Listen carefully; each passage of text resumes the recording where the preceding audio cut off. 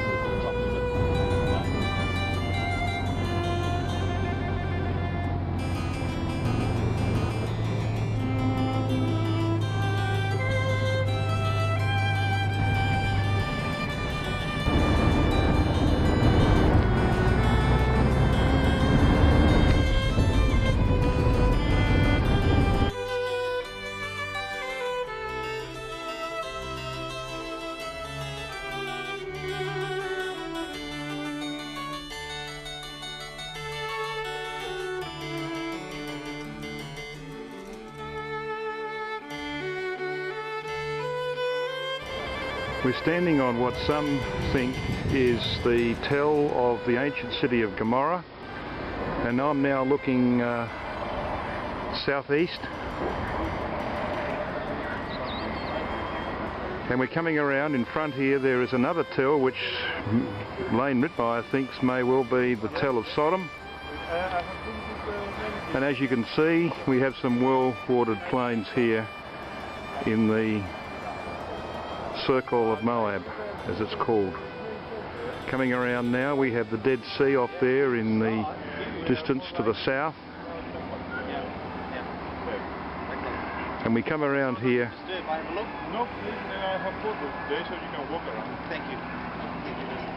We're coming around now to the green patch on the mountains over there, the Judean hills. That is the area around Jericho. And we come right around to the edge of this tell.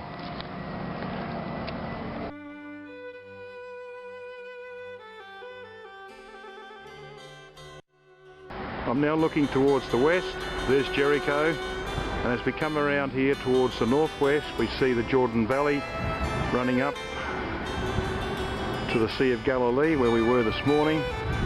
We're coming around now to the hills of Moab.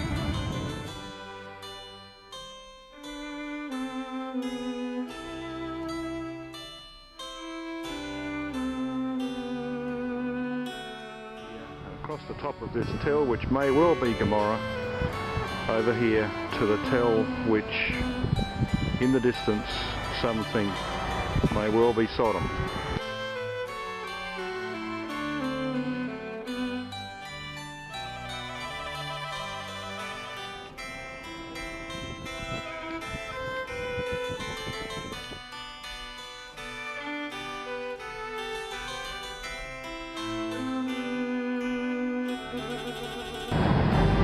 We're in the streets of Baghdad here. No, not quite.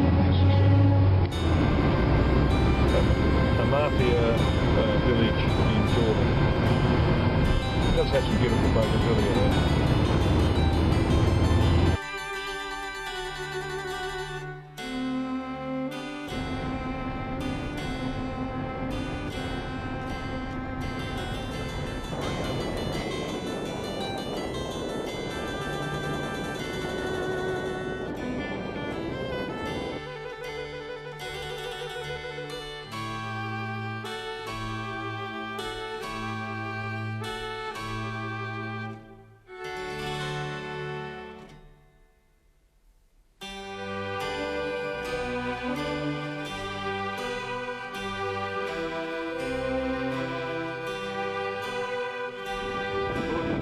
Now, coming around towards where Jericho is over there, sitting beneath the Judean hills.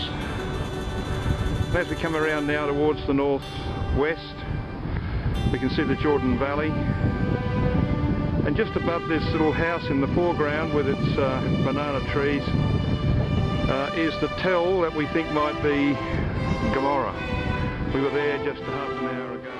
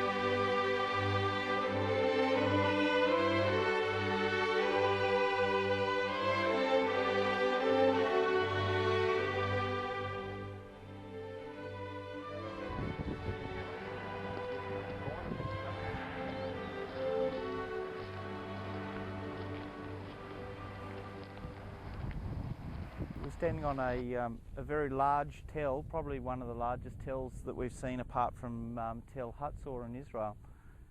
And this tell's name is Tel El Hammam, and thought by some to be the ancient city of Sodom, and then later to be Abel Shittim, and in Roman times under the name of Livas, L-I-V-A-S. Livas was about 9 miles the north of Heshbon, and Heshbon is directly over from us up the Wadi Hesban on the top of the ridge over here to the south. And directly to the east of us is the ridge that hides Amman. Just above the crest here is Amman, and then over to the west here is the tip of the Dead Sea. As you can see, the tell overlooks the whole expanse of the plains of Moab, where the children of Israel were to come and encamp at Abel Shittim, thought to be somewhere just here before they crossed to Gilgal and the conquest of Jericho. In the Bible, the plains of Moab is the Hebrew idea of Kirkar of Moab. The other words is the word circle. It's the idea of circle.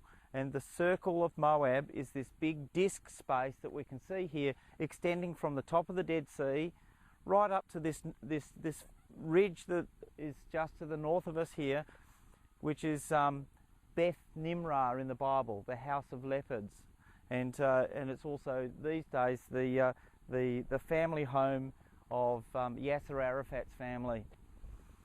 Okay, so this plain of Sodom disappears out of the record after the destruction of Sodom, and it becomes known as the plain, or the Kirkar then, of Jericho.